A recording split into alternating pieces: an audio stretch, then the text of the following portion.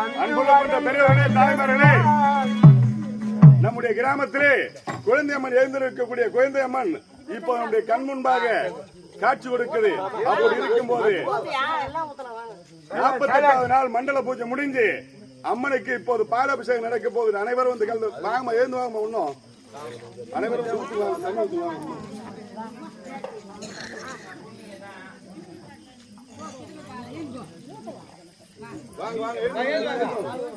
வாங்க வாங்க எல்லாரும்